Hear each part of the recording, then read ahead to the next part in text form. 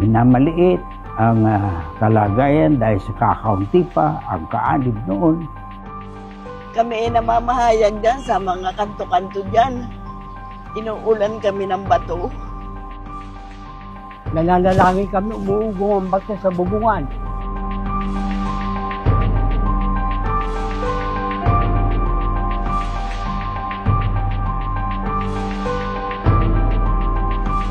Sabi ng sugo, magtiis kayo.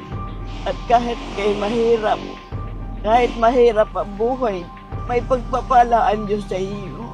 Sumalakay ang mga sundalong Hapon. Pilit siyang pinatitigil at pinabababa sa tribuna. Pero nakita ng mga kapatid ang tapang ng kapatid na Felix Manalo. May mga naghimagsik din at lumaban bunga ng inggit, subalit ang sugo ay nanatiling matatag. Kahit saglit ay hindi siya natinag.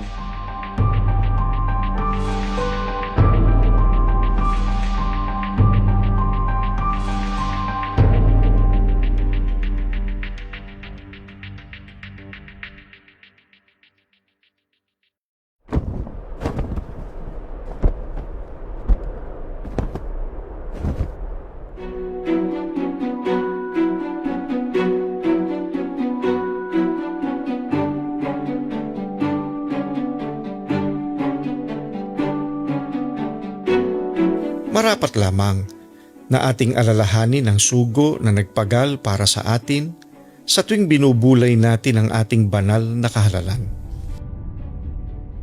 Marami man po sa atin ang hindi personal na nasaksihan ang gawaing pangangaral ng kapatid na Felix Manalo, ang sugo ng Diyos sa mga huling araw.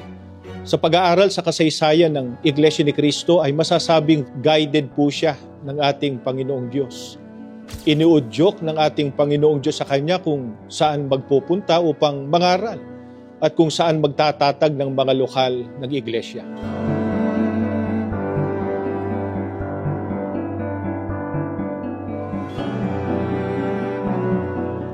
Kung susundan ang paglalakbay ng sugo pagkatapos ng 3 araw at 3 gabing masusing pag-aaral ng mga salita ng Diyos na nakasulat sa Biblia, ang unang pinuntahan niya kasama ang kanyang may bahay, ang kapatid na Honorata de Guzman, ay ang Atlantic Gulf and Pacific Company sa Punta Santa Ana, Manila. Upang doon ipangaral ang Iglesia ni Cristo at gampanan ang napakahalaga at napakadakilang tungkulin na iniyatang ng Panginoong Diyos sa Kanya. Sa maraming Pilipino, ang Punta Santa Ana ay isang pangkaraniwang lugar lamang.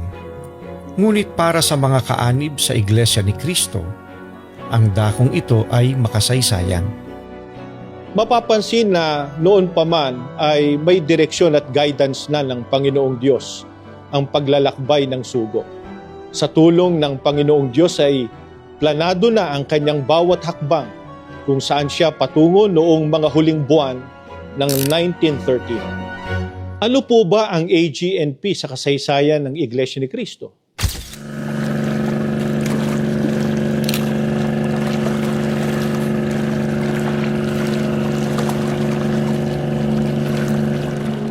Doon po itinalagang magmumula ang mga unang miyembro ng Iglesia ni Cristo. Si kapatid na Felix Manalo, ang sugo ng Diyos sa mga huling araw, ay nagsimulang mangaral ng dalisay na ebanghelyo doon sa kubo o barracks ng mga naglilingkod sa Atlantic Gulf and Pacific Company. Yung mga kanyang dating mga kasamahan sa dati niyang relihiyon, doon sila nagtatrabaho. Sila ang pinuntahan ng kapatid na Felix Manalo at doon siya nagpasimulang mangaral tungkol sa tunay na paraan kung paano ang tao ay maliligtas sa pamamagitan ng Iglesia ni Cristo.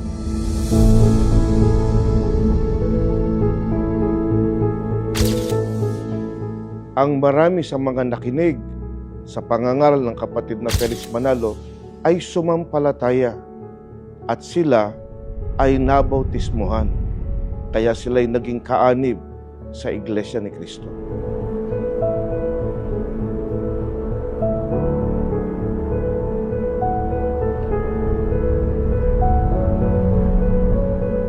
Sa mga pangangaral po ng sugo ay marami siyang nasagupang hadlang.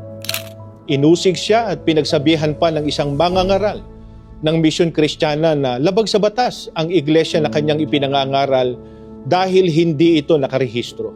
Ang mangangaral na yon ay si Justino Casanova na dumating ang panahon ay naging kaanib din sa iglesia at naging ministro pa nga. Upang maiparehistro ang iglesia sa pamahalaan, lumapit ang kapatid na Felix Manalo sa kaibigan niyang abogado na si Juan Natividad. Siya ang tumulong sa sugo upang maiparehistro ang Iglesia ni Cristo sa pamahalaan. Nagkaroon nga ng pahayag si Attorney Juan Natividad. Ang sabi niya, para kang papatag ng mga bundok na ang gamit mo lamang ay ang iyong mga kamay. Sa kabila noon ay hindi natigatig ang kapatid na Felix Manalo. Ang pagkakarehistro ay natapat, eksakto, July 27, 1914. Kaalinsabay na kaalinsabay ng pagsiklab ng digmaang pambuong sanglibutan.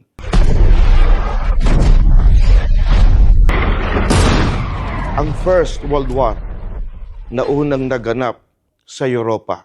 May mga naghimagsik din at lumaban bunga ng inggit, subalit ang sugo ay nanatiling matatag. Kahit saglit ay hindi siya natinag.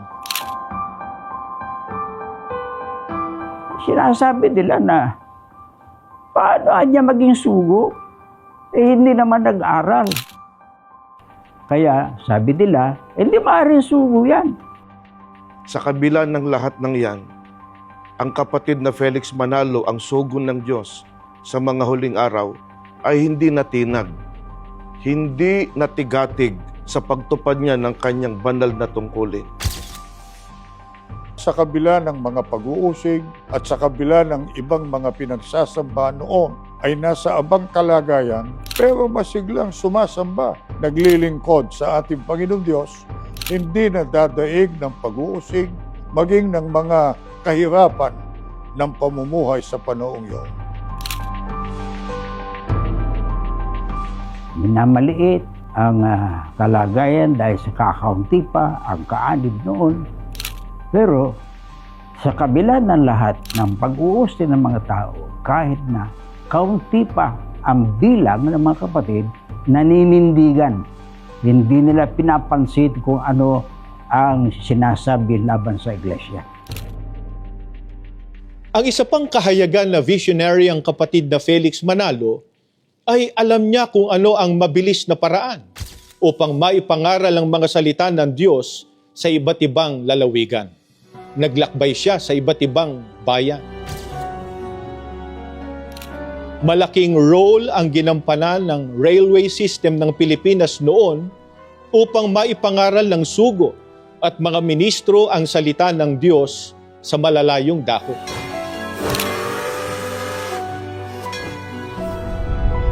Naging mabilis na mode of transportation ng tren upang agad marating ng sugo at ng mga unang ministro ang mga bayan kung saan sila nagsasagawa ng mga kampanya o pamamahayag ng mga salita ng Diyos.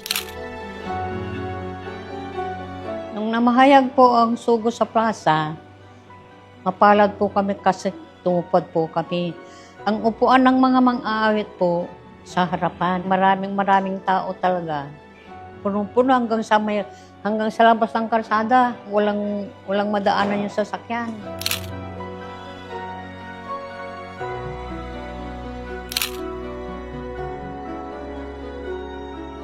Kami nakaupo sa harapan ng sugo.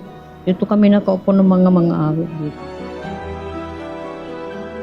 Ang mga probinsyang nakarating dito ang Tarlac, Bataan, dito sa Ilocos Norte, Ilocos Sur, La Union, Isabela, Tugigaraw, Benguet.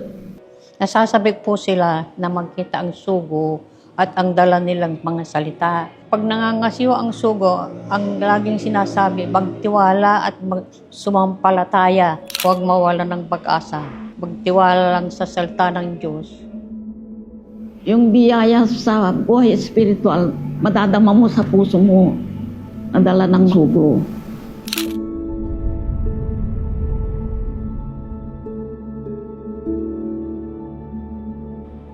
Nangasiwa ng pagsamba ang sugo. Kaya nagkaroon po ako ng makadaupang palad ang sugo.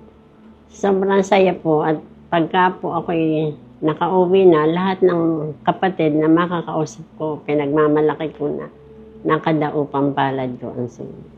Ang sugo po, napakadami rin pong kwento, napakadaming payo na hindi kayo sasawang makinig. Yung mga payong ang kahit anong pagsubok ang dumating sa buhay,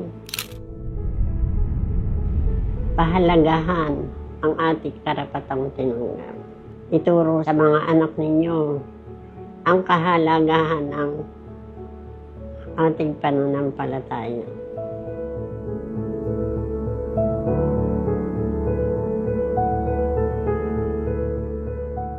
Ang unang-unang pagkakataon na nakadaw pangpalad ko ang kapatid na Felix Manalo ay noong pumunta sila sa Isabela na nagsagawa ng malaking gawain.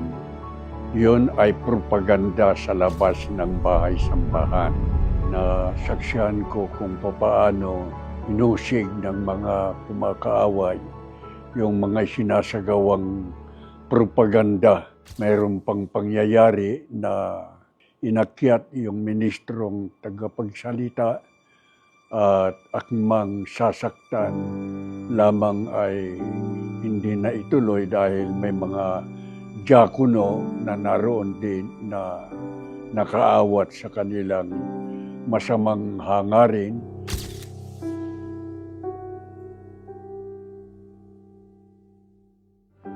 Siguro ito mga 1957, dumalaw po ang sugo. Napakamapalad ako at pagdating ng kapatid na Manalo, na doon kami lahat. Sabi ng sugo, magtiis kayo at kahit mahirap ang buhay, may pagpapalaan Diyos sa iyo. Hindi malilimutan ang inyong pagpapakasakit. Ang tatay ko nga ay ministro, kami ay namamahayag dyan sa mga kanto-kanto dyan. Tapos nung tatatag ng lokal sa Mayaw Parada, kami hinabol ng taga ng Teniente del Barrio. Ginugulo daw namin ang kanyang barrio, ang kanyang barangay. Nagkaroon ko doon. Nung pamamahayag kong iglesia, puro iglesia, si kapag na Manalo ng Asiwa, sala namin, lalo kami tumibay sa pagka-iglesia. Kaya hanggang ngayon, iglesia kami. Malaki pinagdaanan namin sa bahay kami sumasamba. Sa bahay lang. Binabato pa. Nananalangin kami, umuugong ang bato sa bubungan. Yan ang experience ko. Naalala sila. Dahil umuugong ang bato, hindi alam kung sila bumabatukan. Yan ang talagang kinindigan namin. Mamamatay na kami siya. Hindi ko kaya alis siya. Mamamatay na kami siya pagka-iglesia. Hindi ko kaya alis. Yun lang talaga ang panamin. Nandiyan ang kaligtasan talaga.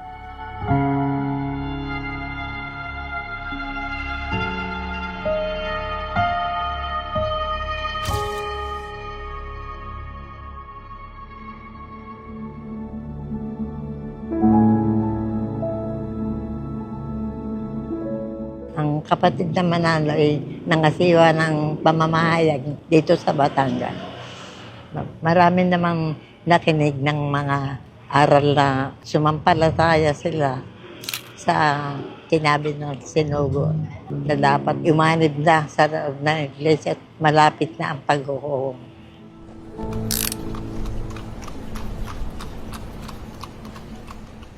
Sa awa at tulong ng Panginoong Diyos, bago pa man sumiklab ang World War II noong 1939, ay 11 distrito na ang naitatag ng kapatid na Felix Manalo.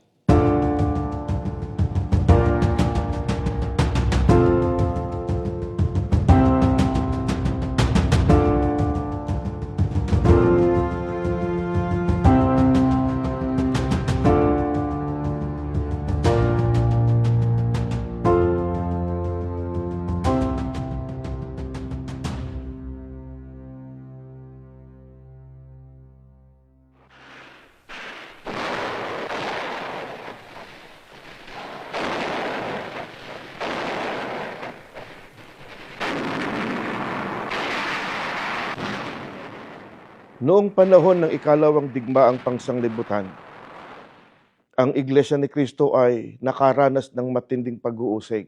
Isang pagkakataon na ang kapatid na Felix Manalo ay nangangasiwa ng isang pagsamba sa lokal ng tayuman. Samantalang siya'y nangangaral, nagtuturo ng leksyon, sumalakay ang mga sundalong Hapon. Pilit siyang pinatitigil at pinabababa sa tribuna. Natakot ang mga kapatid, naghiyawan sila, hindi mapigil na maiyak sa mga nangyayari sa panahon na yon. Pero nakita ng mga kapatid ang tapang ng kapatid na Felix Manalo. Hindi siya natinag, nagpatuloy siya sa pagtuturo sa pangangasiwa ng pagsamba. Dahil sa nakitang yun ng mga sundalong Hapon, na hindi nila mapatigil sa pangaral ng kapatid na Felix Manalo samantalang nangangasiwa ng pagsamba, sabi ng mga matatandang nakasaksi na nagsalaysay sa panahon namin ng kami kabataan pa, ang mga sundalong Hapon ay naupo na lamang sa pagsamba at hinintay nila na matapos ang pagsamba, saka na lamang nila dinakip ang kapatid na Felix Manalo. Sa panahon din ng digmaan, maraming hirap ang tiniis ng mga kapatid. May mga pagkakataon na nadadakip ang mga manggagawa at mga ministro at sila'y hinuhuli ng mga sundalong Hapon. May mga tagpo na sila'y pinapaguhukay ng magiging sarili nilang libingan. Sa kabila nun, ang mga naon ng mga ministro kasama ng mga kapatid, sa gitna ng matinding pag-uusig sa panahon ng digmaan, ay hindi natigatig, nanindigan sila. Sa gabi, puto ka ng nagbobomba ang Hapon. Tago kami sa may dugout doon kami nagtatago. Pagka balita dadating ang Hapon, may mga shelter pong tumatalong ka lang para may takip na. Nakapagpatuloy naman po sa pagsamba, hindi ko na po namin naranasan na hindi makasamba.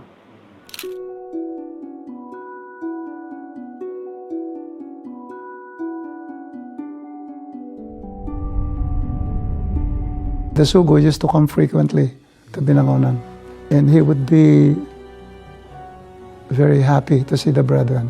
Kaya ito po yung mga kamag-anak ko, lolos and lolas, aunts and uncles around the Sugo, na sila po ang kinasangkapan doon sa formulation ng mga lokal all the way to Pililiano. Ang daming lokal na na-established kasi matatapang sila. Undaunted sila sa pananampalataya. Matibay.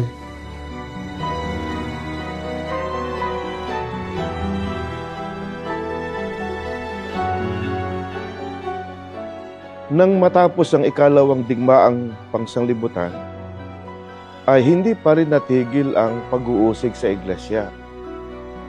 Nung dumating kasi ang pagkakataon na isang samahan na lumalaban sa gobyerno, kung tawagin ay mga huk, meron silang nais na ihingi ng tulong na pagkaisahan ng iglesia. Subalit, hindi pumayag ang kapatid na Felix Manalo. Kaya isang tagpo ay binalak nilang tambangan ang kapatid na Felix Manalo, inabangan nila. Alam nila na doon dadaan ang kapatid na Felix Manalo. Samantalang bago nangyari yon, ay papanaog ng hagdanan ng kapatid na Felix Manalo. Sa hindi inaasahang pangyayari, ay natalisod, napilay ang kapatid na Felix Manalo. Kaya sa halip na mapaslang siya ng mga kabilang sahok, ay naligtas ang kapatid na Felix Manalo. Sa kasalukuyang panahon, taglay ng mga kaanib sa Iglesia ni Cristo ang paninindigan at pananampalataya na tinaglay noon ng sugo at ng mga tunay na kaanib. Kahit ang kanilang buhay ay nasa gitna ng panganib ng digmaan o kalamidad, ay tuloy-tuloy pa rin sila sa kanilang paglilingkod at pagsamba sa ating Panginoong Diyos. Ang isang malinaw na kahayagan nito ay ang mga kapatid natin na nasa gitnang silangan na naiipit sa digmaan, buong giting nilang ipinahayag na kung aabutan man po kami ng hangganan, ay wala ng pinakamagandang pagkakataon, kundi ang sila ay nasa mga pagsamba. Kung noon ay harapan o pisikalan ng pagtuligsa at paglaban sa iglesia, ngayong digital age, sa panahon ng pamamahala ng kapatid na Eduardo Manalo sa Iglesia ni Cristo, ang mga tumutuligsa gamit ang social media ay kadalasang nakatago ang pagkakakilanlan o identity.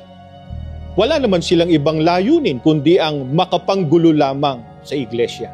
Subalit kahit may mga nanggugulo pa sa iglesia, matibay ang pasya ng mga tunay na kaanib sa Iglesia ni Cristo. Maninindigan sila sa pagtataguyod ng pananampalataya. Lahat ng kumalaban sa sugo ay nangapahiya at hindi nagtagumpay. Isang matibay na patotoo na tinupad ng Diyos ang mga pangako sa sugo na siya'y aalalayan at hindi iiwan. Hindi niya pinabayaan ang iglesia na kapagtatag siya ng mga ministrong mananampalataya at hindi umiwan sa prinsipyo na itinuro ng sugo, at awa ng Diyos kabilang ako roon. Pagkatapos ng halos 50 taon ng walang patid na pamamahala sa iglesia, ang kapatid na Felix Manalo ay pinapagpahinga ng ating Panginoong Diyos.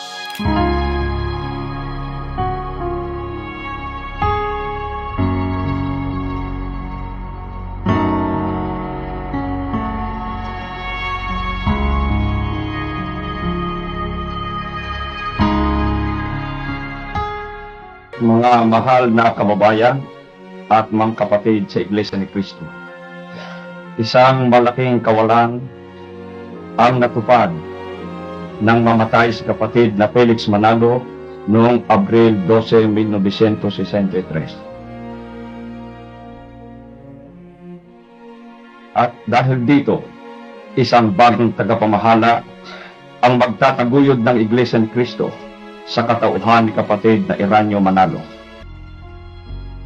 Nalumbay ang buong iglesia sa pagpanaw ng sugong lider, subalit ang ipinalit ng Diyos ay isa ring mapagmahal at mapagmalasakit na lider, ang kapatid na Eranio G. Manalo. Nang humalili ang kapatid na Eranio Manalo, ay marami pa rin ang tumuligsa sa iglesia. Kabi-kabila ang nang-usig, may mga lumaban, subalit lalong tinupad ng Diyos ang kanyang pangako sa sugo na ang iglesia ay hindi pababayaan. Hindi nagtagal, ang Iglesia ni Cristo ay nakarating sa malayong kanluran.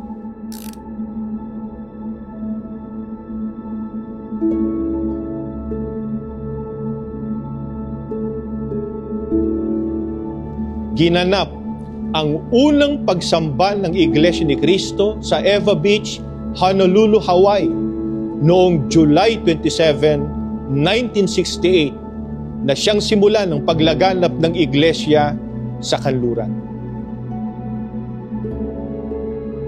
Ito ang simula ng lalong paglawak ng gawain ukol sa pagliligtas, naging pambuong daigdig ito. Naitatag ang marami pang lokal at distrito ng iglesia.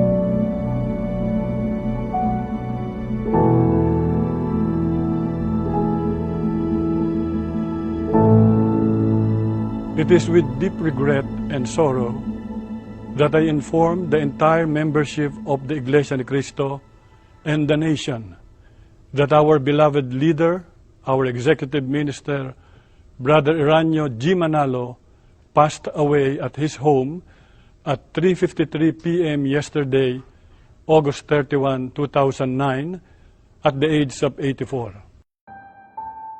Dumating ang panahon na pinapagpahinga ng Diyos ang kapatid na Eranio Manalo at ang humaliling tagapamahal ng pangkalahatan ay ang kapatid na Eduardo V. Manalo na ang damdamin, pagmamalasakit at pagmamahal sa iglesia ay katulad ng sasugo at sa kapatid na Eranio Manalo. Sa tulong at awa ng Panginoong Diyos, ang Iglesia ni Cristo sa ilalim ng kasalukuyang pamamahala ng kapatid na Eduardo Manalo ay nagpatuloy sa mabilis na paglaganap nito sa iba't ibang panig ng mundo. Nakarating na ang gawaing pangangaral ng Iglesia ni Cristo sa 168 na bansa at teritoryo at may mga kaanib na ito na kinabibilangan ng 152 na lahi ng tao.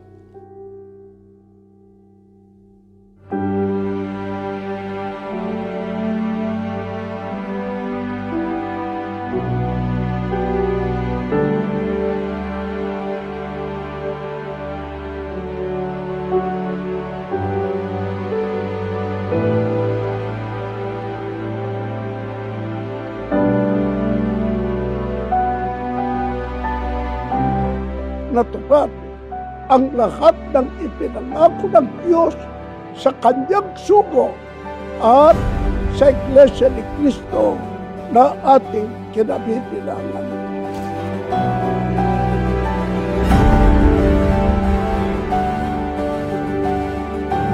Walang pagbabago sa lahat ng mga aral na itinuro ng sugo.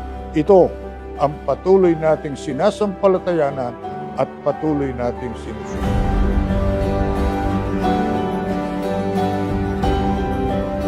Napakasarap ng pagmamahal ng bawat namamahala sa iglesia. Mula sa sugo, daman-dama ng buong iglesia kung paano dapat madala ang mga kapatid, lalo na sa ating kaligtasan. Ang kapatid na Eranio Manalo, ang kapatid na Eduardo Manalo, iisang espiritu ang naramdaman ko mula nung ako'y natawag sa iglesia, na nararamdaman ko lalo na sa aking mga pagsamba at mga pananalangin sa Ama. Nang sabihin ng Diyos sa hula niya sa kapatid na Felix Manalo, huwag kang matakot sapagkat ako'y sumasayo. Huwag kang manlupaypay sapagkat ako'y iyong Diyos. Aking palalakasin ka, oo. Aking tutulungan ka, oo. Aking aalalayan ka ng kanang kamay ng aking katwiran. Tinupad ng Diyos ang lahat ng pangako niya. Hindi niya iniwan ang kapatid na Felix Manalo. Buhay na po namin yung pag-abot. Pag tumutupad po ako, nararanasan ka pong kapangyarihan ng Panginoon Diyos. Napapalakas po kami. hanggang kunin po ng Panginoong Diyos ang aming buhay. Sasamba po kami hanggang wakas. Yun lagi sinasabi ko sa kanila, basta lagi ninyong uunahin ng Diyos sa buhay ninyo. Kasi tinuturo naman sa akin, basta't ikaw matuwin, hindi ka pabalik. Kahit anong dumating sa buhay namin, hindi ko iiwan ang iglesia. Ako po, maging ang aking buong sambahayan, nangangako sa pamamahala, lalo higit sa lahat sa ating Panginoong Diyos, na kami ay hindi bibitaw sa aming tungkulin sa loob ng Iglesia ni Cristo. Dahil ito po ay bahagi na ng aming buhay. Hindi magiging makabuluhan ang aming buhay kung mawawala pa kami sa pagtupad ng aming tungkulin.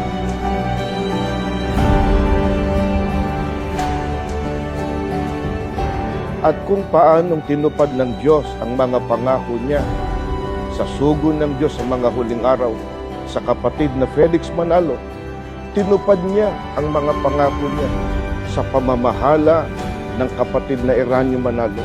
Nang pumanaw ang kapatid na Felix Manalo, itinindig ng Diyos ang kapatid na Eranio Manalo. Hanggang ngayon, sa kasalukuyang pamamahala ng kapatid na Eduardo Manalo, tinutupad ng Diyos ang pangako niya sa Iglesia ni Cristo. Kung ano ang Iglesia ni Cristo ngayon ay katibayan ng katapatan ng Diyos sa pagtupad niya ng kanyang mga pangako sa kapatid na Felix Y. Manalo. Sa loob ng halos 112 taon ay tinamasa ng Iglesia ang matagumpay at walang patid na pagpapala ng Diyos.